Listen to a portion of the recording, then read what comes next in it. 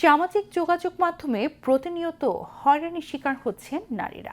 এর মধ্যে শুধু অপরিচিত বা দূরের নয়, কাছের পরিচিত জনের মাধ্যমেও নারীদের হয়রানির শিকার হতে হচ্ছে। অনলাইনে নারীদের হয়রানি রোধে সম্প্রতি চট্টগ্রামে চালু হয়েছে পুলিশের সহায়তা কেন্দ্র, যার মাধ্যমে নারীদের দেয়া হচ্ছে প্রয়োজনীয় সহায়তা। সাইবার জগতে হয়রানির শিকার নারীদের দোষারোপ না করে পাশে দাঁড়ানোর আহ্বান জানিয়েছেন বিশেষজ্ঞরা। আইমন ইমার প্রতিবেদন। ফেসবুক, ইনস্টাগ্রাম কিংবা অন্যান্য সামাজিক যোগাযোগ মাধ্যম একটি পোস্ট, ছবি বা মন্তব্য মুহূর্তেই পৌঁছে যেতে পারে হাজারো মানুষের কাছে। আর এই সুযোগকে কাজে লাগিয়ে কাউকে অপমান করা, কটূক্তি, মিথ্যা তথ্য ছড়ানো, ভুয়া পরিচয়ে অ্যাকাউন্ট খোলা কিংবা ব্যক্তিগত ছবি ও তথ্য প্রকাশ, এই সবই পরিণত হচ্ছে সাইবার বুলিংয়ে।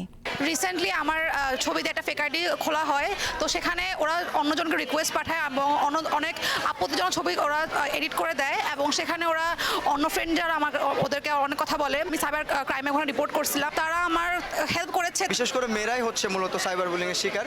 তা আমার ফ্রেন্ডরাও সাইবার বুলিং এর শিকার হচ্ছে, প্রতিনিয়তই হচ্ছে। কারোর সাথে যদি কোনো রেষারেষি থাকে বা কারোর সাথে যদি কোনো শত্রুতামি থাকে, তাহলে সে ওকে হেয় করার জন্য তাকে বিভিন্ন খারাপ পোস্ট বিভিন্নভাবে তাকে করা হয় আর কি।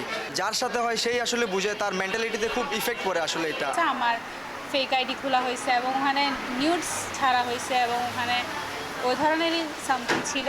তো ধীরে ধীরে এখন আমি তো ওই সময় খুব টেন্স হয়ে গেছি যে আমাকে নিয়ে এরকম কী হচ্ছে। দ্রুত পদক্ষেপ নেওয়ার সর্বপ্রথম স্টেপ হচ্ছে প্রমাণ জোগাড় করতে হবে যে কোথায় আছে, কি করছে, স্ক্রিনশট নিয়ে রাখতে হবে, কে বলেছে না বলেছে। বিশেষ করে তরুণ তরুণী ও নারীরা বিভিন্ন ধরনের অনলাইন হয়রানির শিকার হচ্ছেন।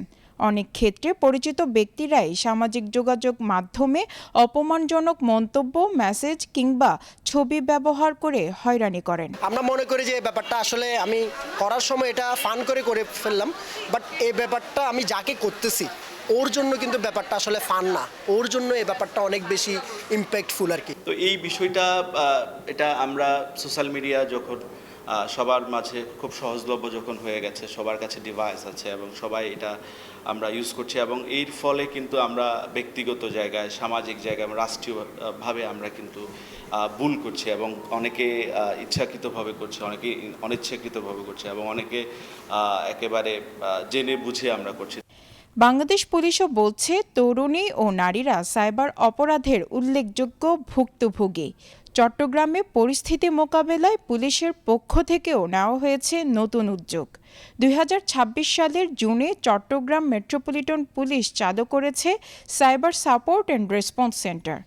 এখানে অনলাইন প্রতারণা, হ্যাকিং, ভুয়া সামাজিক যোগাযোগ মাধ্যম অ্যাকাউন্ট সহ বিভিন্ন সাইবার অপরাধের অভিযোগ গ্রহণ এবং ভুক্তভোগীদের প্রয়োজনীয় সহায়তা দেওয়ার কথা জানিয়েছে পুলিশ। আমাদের এই সাইবার সাপোর্ট এবং রেসপন্স সেন্টারটা করার পর থেকে বিভিন্ন ভুক্তভোগী, বিশেষ করে মহিলা, স্কুল কলেজের ছাত্রছাত্রী এবং চাকরিজীবী অনেকেই আমাদের কাছে এসে সেবা গ্রহণ করেছে। লিখিত অভিযোগ নেওয়া হয় এবং অভিযোগ নেওয়ার পরে আমাদের তদন্তকারী অফিসার আছে যেগুলা আমাদের সংস্থা লোকজন করে, আবার সিটি কাউন্টার টেররিজম আছে, তাদের মাধ্যমে করাই আমরা, এবং থানা যেগুলো প্রয়োজন করে থানায় আমরা পাঠিয়ে দিই। মোবাইল, দামি মোবাইল নিয়ে যাচ্ছে, মোবাইলের ভিতরে বিভিন্ন ধরনের যে তাদের তথ্য থাকে, তথ্য চুরি করা, এইসব বিষয়ে আমরা ব্যাপক সাড়া পাচ্ছি। জুনের 9 তারিখ থেকে আজ পর্যন্ত আমাদের এখানে সর্বমোট 224 জন সেবা প্রার্থী আমাদের কাছে এসেছে। তাদের মৌখিক এবং লিখিত অভিযোগ আমরা নিয়েছি। এর ভিতরে আমরা সর্বমোট লিখিত অভিযোগ পেয়েছি 145টি এবং 145টি সমস্যা আমরা সমাধানের জন্য ব্যাপকভাবে উদ্যোগ গ্রহণ করেছি এবং তারা অনেকে সন্তুষ্টি প্রকাশ করেছে। নারী ভুক্তভোগীদের জন্য Bangladesh police cyber support for women আইনগত ও প্রযুক্তিগত সহায়তা দিয়ে থাকে এবং ভুক্তভোগীর তথ্যের গোপনীয়তা রক্ষার কথা জানিয়েছে। তাই সাইবার বুলিংয়ে শিকার হলে নীরব না থেকে নিরাপদ উপায়ে অভিযোগ করা এবং অন্য কেউ হয়রানির শিকার হলে তাকে দোষারোপ না করে পাশে দাঁড়ানোর আহ্বান বিশেষজ্ঞদের।